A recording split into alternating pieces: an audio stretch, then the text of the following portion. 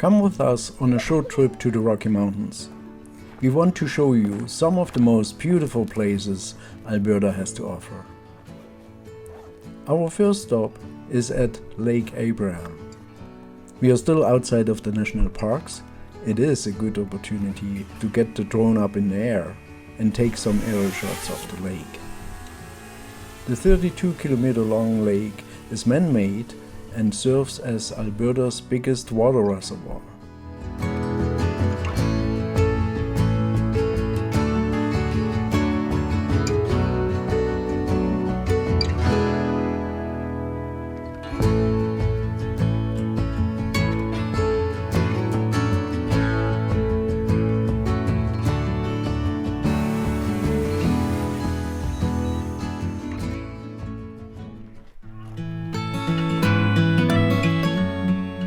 On the way from North Saskatchewan crossing and Lake Louise on Highway 93, stop by at the Bow Lake, a small lake on the Bow River.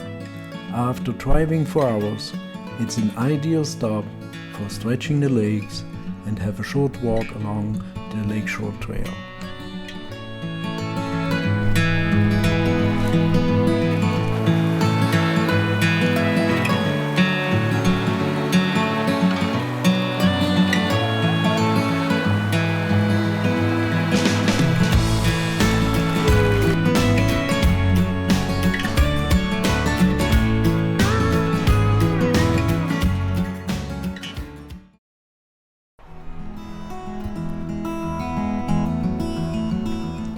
"14 kilometers outside of the Lake Louise village is Moraine Lake.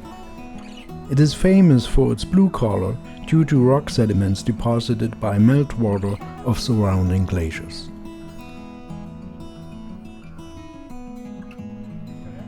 The lake reaches its highest level by the end of June.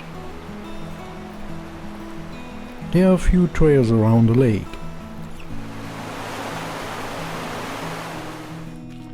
The most famous one is the Rock Pile Trail, a short trail along the moraine.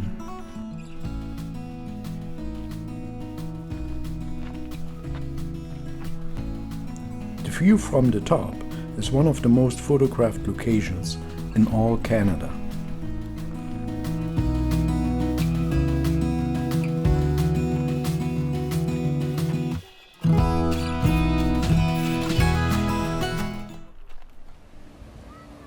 I met an old man. I said, tell me your story.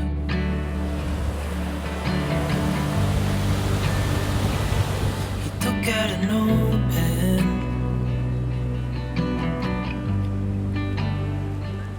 I wrote something for Just a few kilometers away from Moraine Lake, there is another landmark, Lake Louise.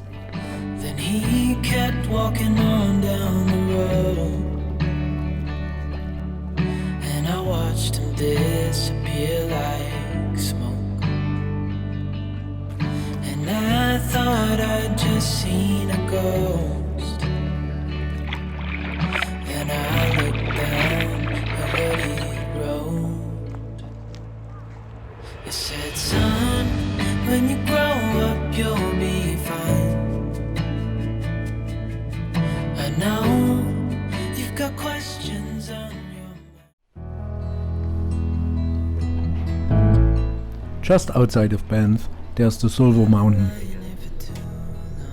On a clear and sunny day, it is worth the money to take a gondola trip to the top.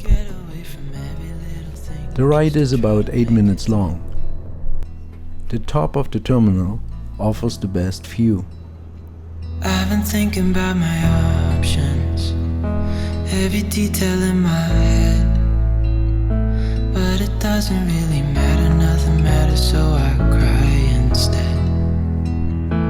A boardwalk takes you along the mountain ridge to the Johnston Peak Meteorological Observatory, an old stone building at the end of the trail.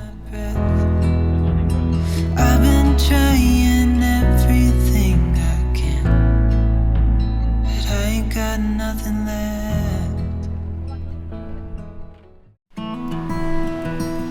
Johnston Canyon is one of the most popular day hikes.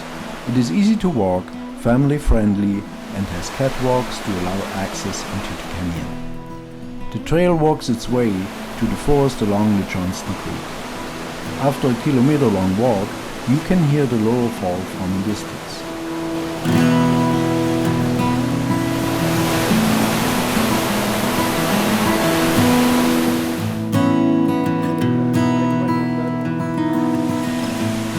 The trail to the upper falls takes a bit longer and has more elevation to cover. If you want to see both, take about 2 or 3 hours of your time to get back to the parking area without rushing.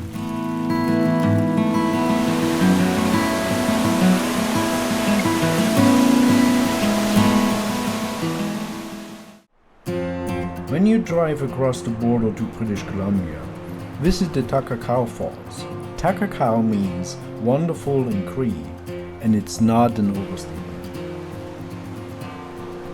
Crossing the Yoho River, it takes about a 15 minutes walk from the parking lot.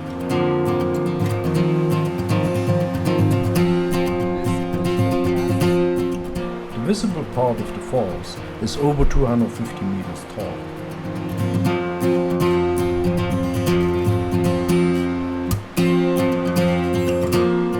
The fall makes its own weather with wind and rain, and if you are not prepared, the moisture is not so good for taking pictures with your phone or with your camera. And don't forget to take the time to enjoy the view.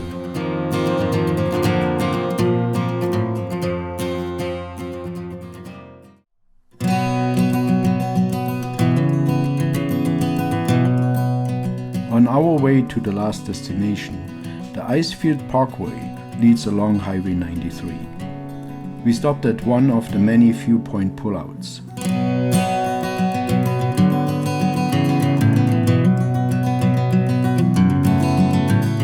From here, we need to travel another hour towards Jasper to get to the last destination of our trip, the Columbia Icefields.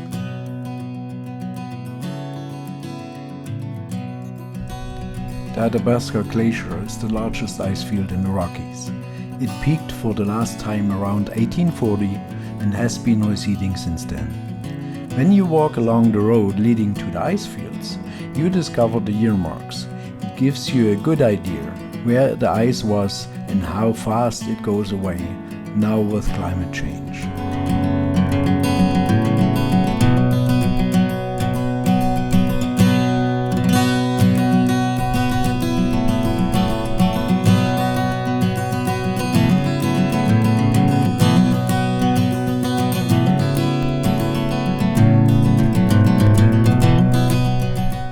Coming from down. You see the bus up there?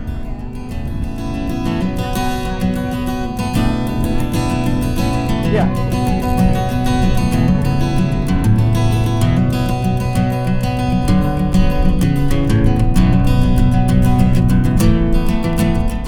So that's pretty how close we can get. They have a barrier here, so you cannot actually go on the ice anymore as it was many years ago. But I think that'll do it. Yeah.